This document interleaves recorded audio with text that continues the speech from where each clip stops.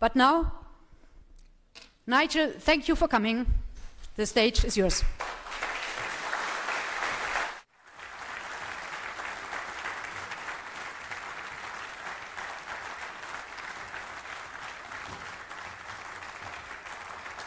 Thank you. Good afternoon, Berlin. It's now been a year since I've stood on any election platform. And the last time I stood on a platform was in a southern state called Mississippi on the 18th of August last year with somebody called Donald J. Trump, who I'm pleased to say is now the President of the United States of America. And I mention that because I think when historians look back at the West and its progress up and its progress down, I think 2016 will be one of those great stand-out years. One of those years in which two remarkable events happened. The first, and I still sometimes have to pinch myself to realise that it actually happened, but the first, of course, took place on June the 23rd in the United Kingdom in 2016, and it was called Brexit.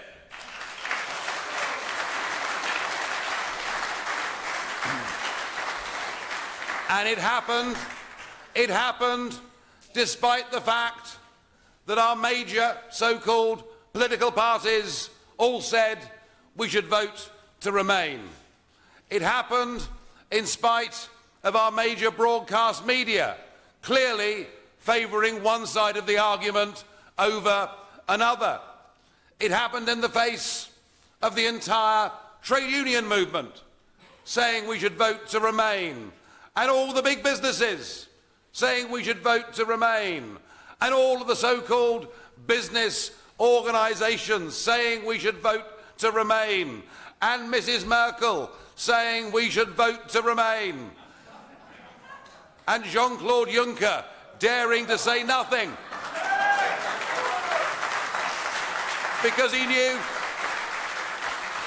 Juncker knew if he'd turned up, he'd have put us up a couple of points.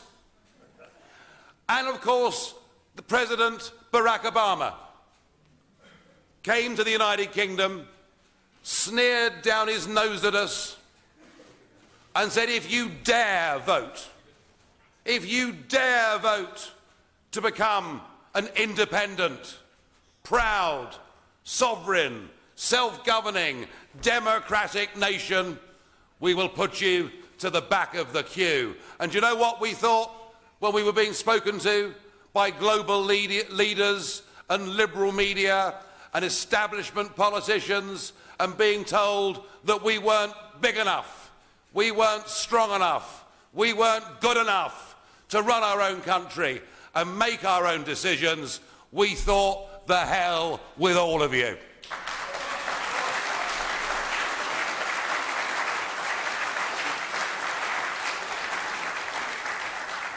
And it was that seismic shock of Brexit that led on to the events in the United States of America on the 8th of November last year. And again, it was the same playbook, wasn't it? It's impossible. Trump can't win. The media hated him. The unions hated him. The big banks hated him. The multinationals hated him. Many, in fact, in his own Republican Party hated him. And yet he stood for a message. And it was a message that there is nothing wrong with being proud of having a nation state. There is nothing wrong in being proud of having your own flag. There is nothing wrong or shameful in government standing up and defending not just its own people, but indeed its own culture. I haven't drunk water for years.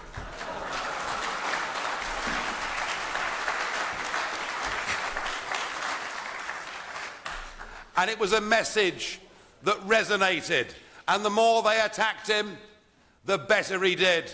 And he won. And again, it was another massive seismic shock in Western politics. Now, there are those that will tell you, and I hear them when I'm in the lift in the European Parliament in Strasbourg.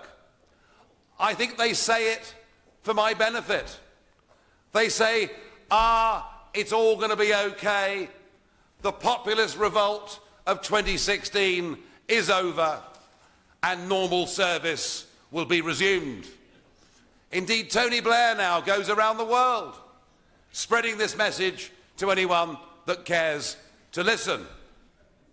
Well, at least he's not taking us into illegal wars anymore, which is something, I suppose.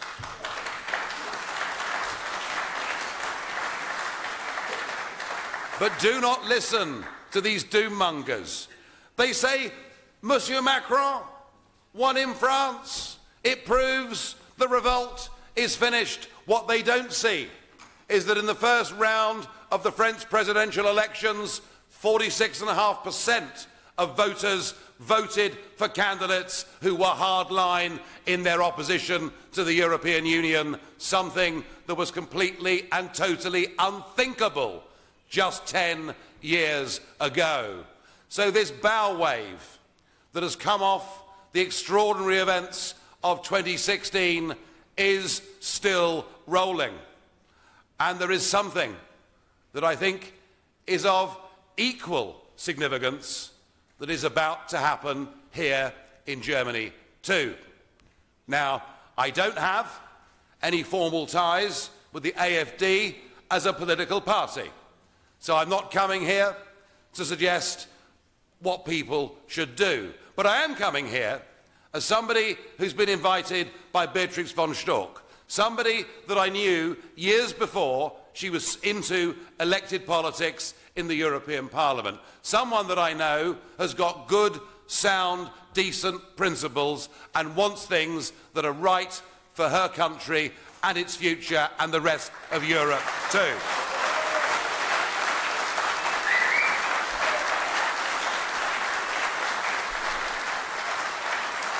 And I regard Beatrix as a friend.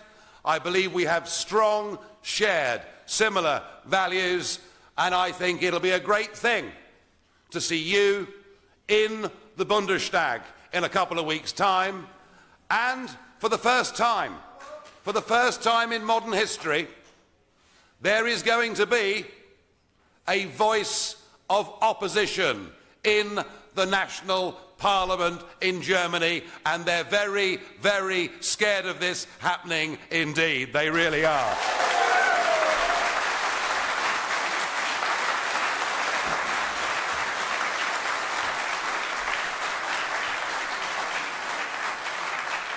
So it is a big moment, and it is an important moment.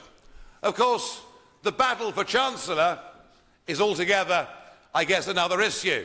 Now, Mrs. Merkel and I have not met on that many occasions. The last time was when she was in the European Parliament, and I was having, I thought it was quite a polite discussion, personally, about the complete failure of the Eurozone and the fact that the north and south of Europe, far from being brought together in harmony and friendship, do you remember? All these high ideals that the European Union was supposed to promote, when in fact it's driven the north and south apart. And it's a shame, really, that the last time we met was before her decision on the migrant crisis, because I would so have liked in public to tell her that what she did in saying we can take anyone that can come was probably the worst decision by any national Western leader in modern political history.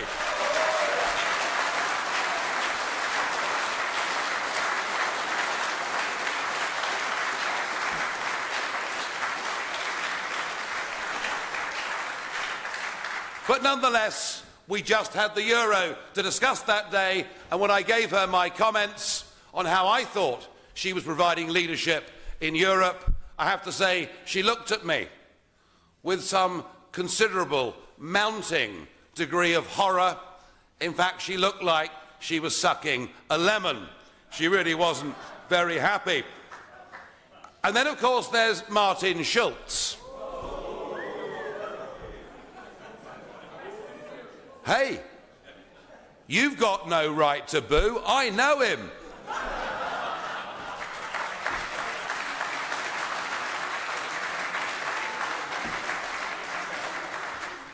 Schulz is a fanatic, a total and utter fanatic.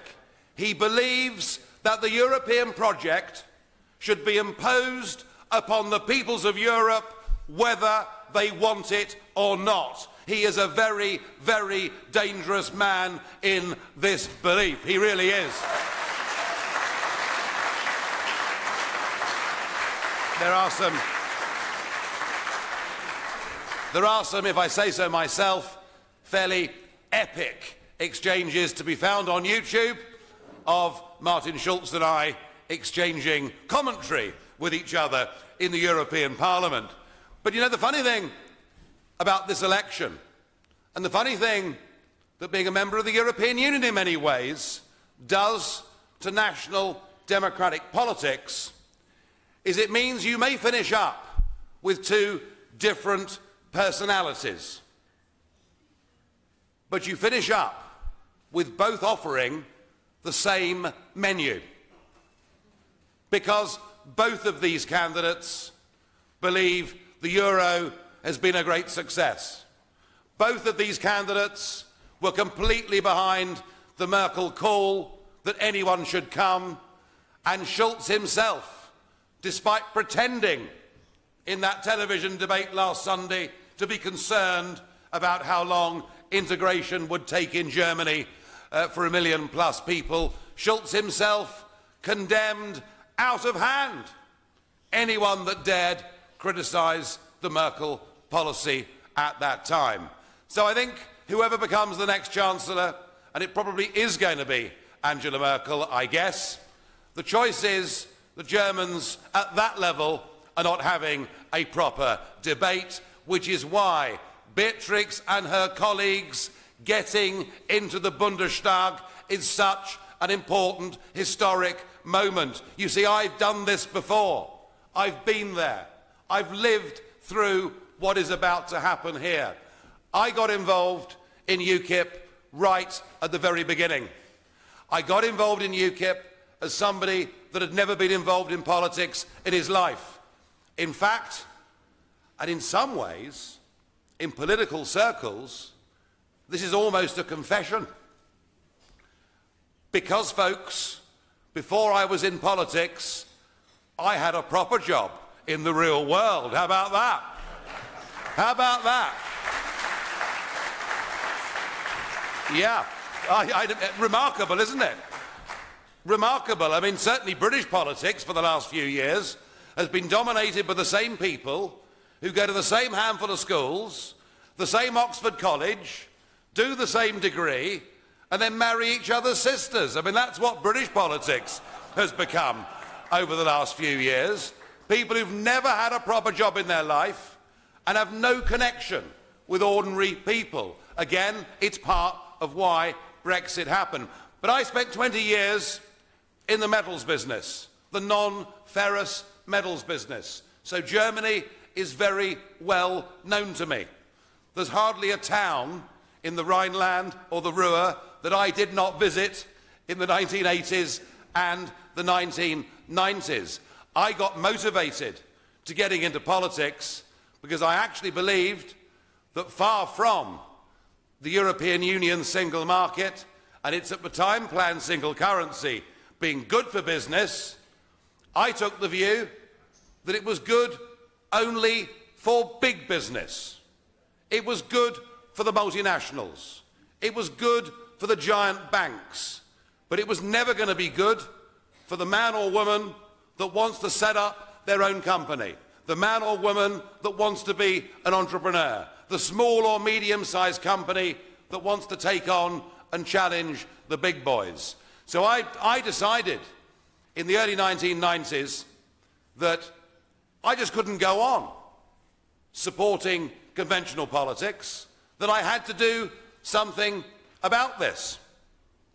The difficulty was that at the time I made that decision, virtually everybody that I knew in business, socially, in my village in Kent, my parents, my friends, my family, even my young children, thought I must be mad, thought I must have caught something or smoked something funny, because I was talking about an issue that nobody else was talking about. I was talking about something that was considered to be a minority sport. And through all those early years, I remember people saying, Nigel, you can say what you like, but it is inevitable that Britain will join the euro. It is inevitable that we will finish up with the United States of Europe. And the problem when you have a strong view and a strong belief, the problem is, how do you get it out to people?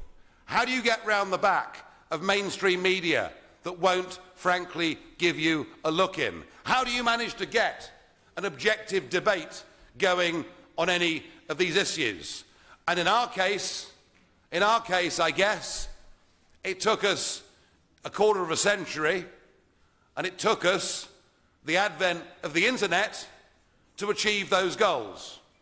But once we were able, with YouTube to begin with, where my exchanges with people like Herman Van Rompuy would be,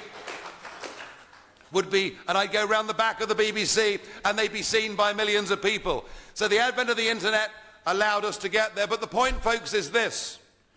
Once you have the opportunity, once you have the space, once you have the territory to challenge the establishment status quo, you have the ability to make the country think.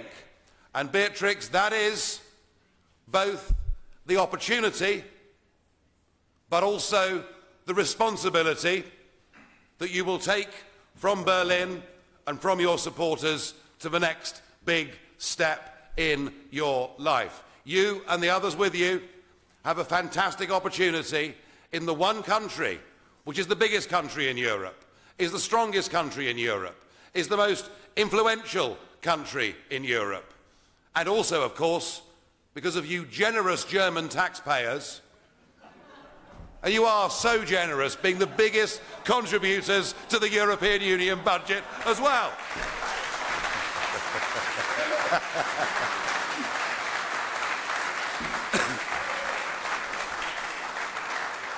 But my point is that once you're able to speak the unspeakable, people will begin to think the unthinkable, and that is how you beat the establishment.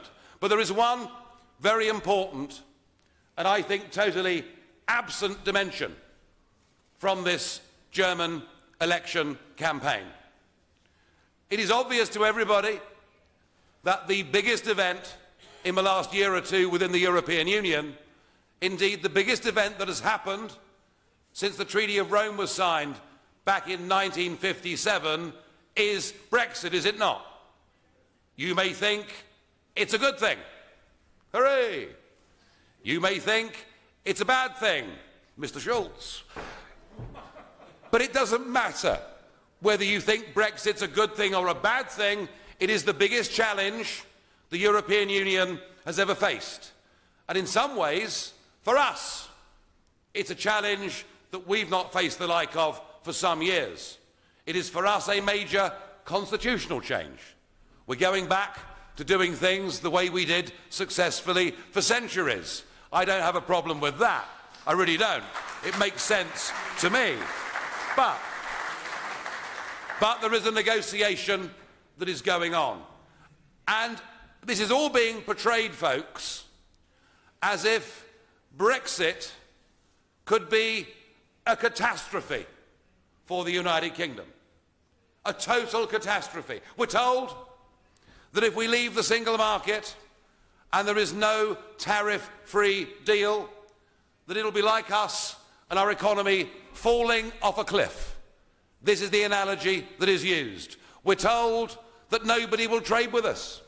We're told that Europe, the market, will be closed to us. We're told millions of people will lose their jobs. There'll be people starving in the streets, and plagues of black locusts will come down from upon high. It'll be a disaster, we're told, if we're not part of this single market.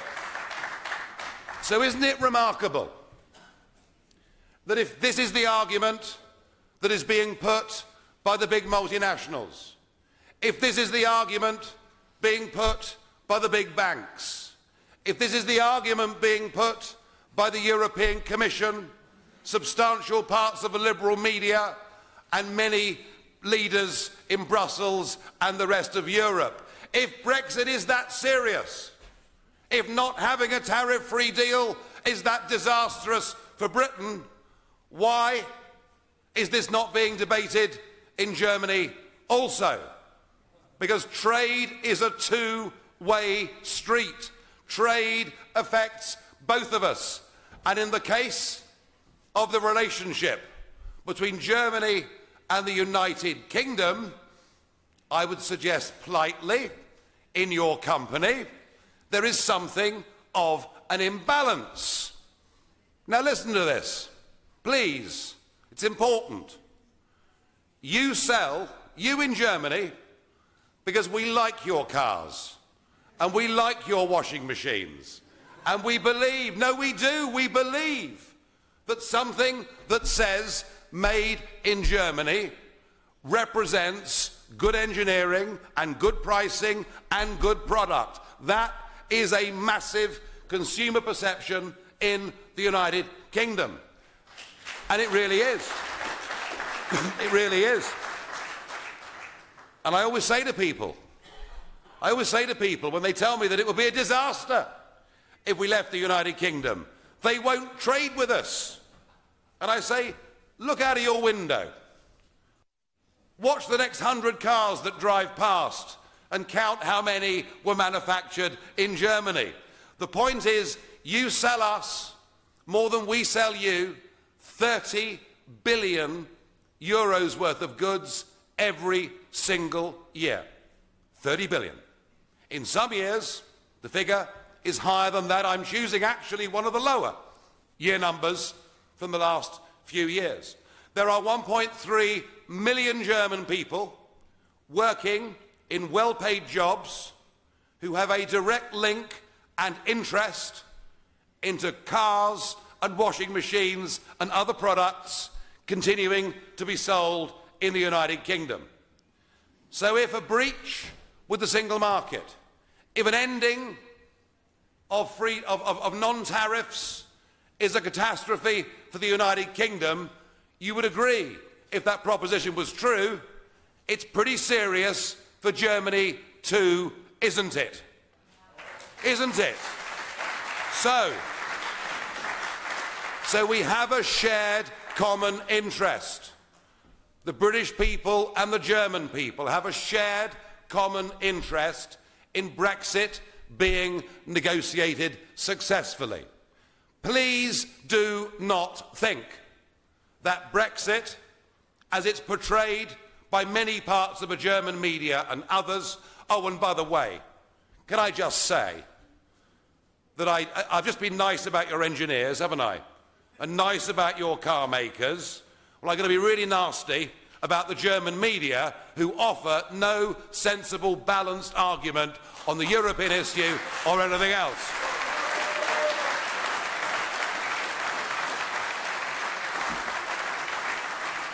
Because they all seem to represent just one side of the argument, which is very, very sad. But I find it remarkable. You know, even if having tariffs were to come back, do you know something? We'd still buy and sell goods from each other. We just might buy and sell fewer of them.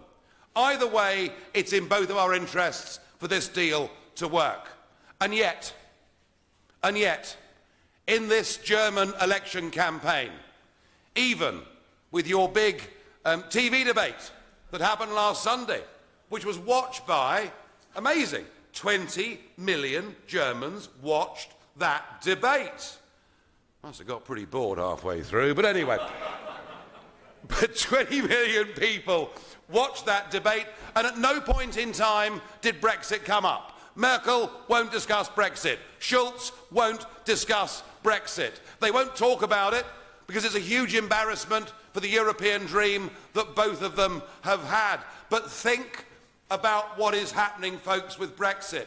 We are saying no to political union.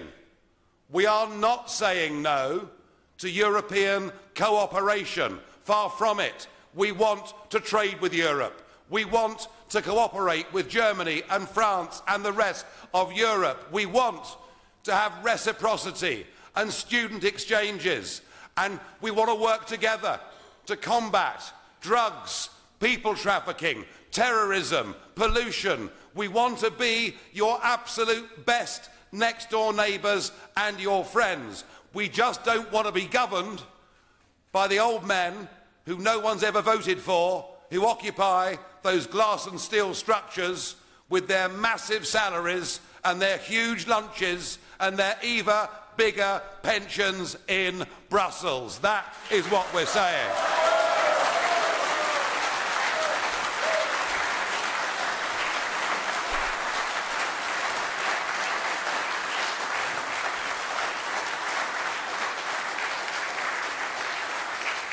And yet, it is those very people, Juncker,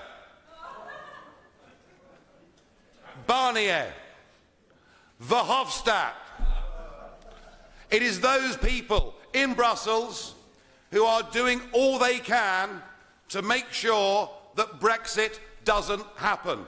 They have put already a series of impossible demands on the table. They have shown no goodwill to negotiate a deal of any kind at all. And yet, they are acting in supposedly your interests.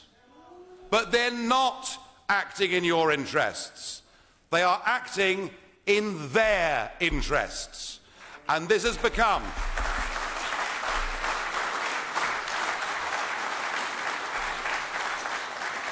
and this is the problem, folks, with the European project. However well-intentioned and sensible it was back in the 1950s to get countries to reconcile after the terrible things that had happened, it has now become a living, breathing organism of its own that acts in its own interests. And if it denies a sensible trade deal to the United Kingdom, it also denies that deal to German car workers in Bavaria and washing machine manufacturers in the Rhine and the Ruhr elsewhere. They are not acting in the common good for Europe. They're acting to preserve their own empires. They're acting to preserve their own way of life. And with 2 weeks to go, I would urge Beatrix and others to challenge these people, to make Brexit a debate that matters. And you've got the opportunity to stand up for the rights and interests of German workers and German families. And you know something? When I stood on that stage in Mississippi last year with that New York businessman called Donald J. Trump, he decided he would put the interests of American workers and American companies first. And just look what that did for his result. So you've an opportunity electorally to do well out of this, but you've also got an opportunity, I think, to do something bigger and better and greater for the people of Germany. Merkel needs to know that unless she acts, unless she tells Brussels, look, please come to a common sense accommodation, then she will be putting the interests of Brussels above that of ordinary German people. Merkel needs she will need over the next few years, a huge degree of pressure put upon her. I have always taken the view that it is very difficult to reform the European Union. But if any one country could, post-Brexit, change its direction, recognise the integrity of democratic nation-states, it would be Germany that did it because of your sheer size and your sheer influence. But none of it will happen. None of it will happen unless the establishment get threatened, unless the establishment get challenged, unless the establishment get scared. And the only way that happens is for ordinary people from all walks of life to stand up and to fight for what they believe in. And I've stood up and fought for what I've believed in, and I hope you will do the same too. And I thank you.